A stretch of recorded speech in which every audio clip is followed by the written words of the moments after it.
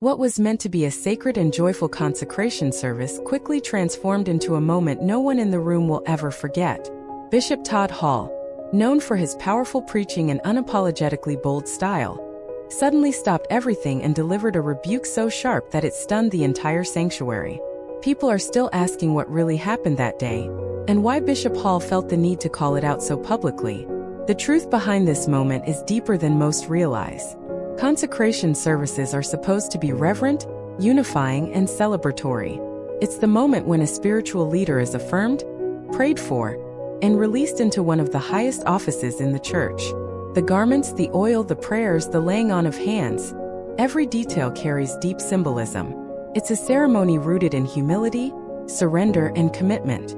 Because of that, these services are usually carefully planned and treated with utmost respect. But beneath the beautiful music, the prayers, and the sense of anticipation at this particular service, there were tensions simmering quietly. People were whispering. Some questioned the process. Others weren't convinced the candidate was ready. And still more were uneasy with what they felt was emerging behind the scenes.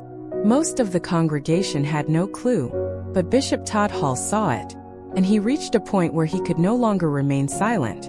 In the middle of the service, right after a series of rituals that should have been handled with reverence, there were behaviors, comments, and gestures that felt out of place for such a holy moment. Some described it as pride slipping into the room. Others said it felt like self-promotion overshadowing the sacred purpose. Whatever the issue was, Bishop Hall was visibly unsettled. Known for standing firmly on conviction, he rose to his feet and without hesitation, spoke directly to what he believed was disorder. The sanctuary froze. His voice carried across the room with a tone that immediately silenced the music, the excitement, and the celebration.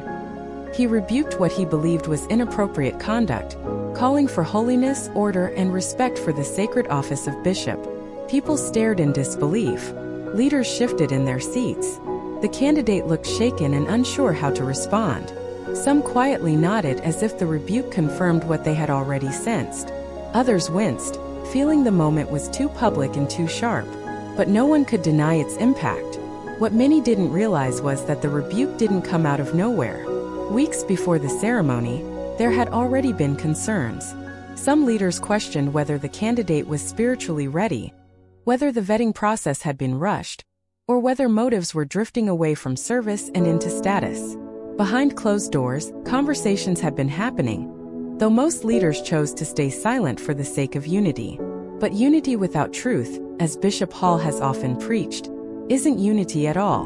By the time the consecration service began, those tensions were already in the room. And when the moment came, Hall's rebuke wasn't a sudden emotional reaction. It was a response to something he felt had been ignored for too long.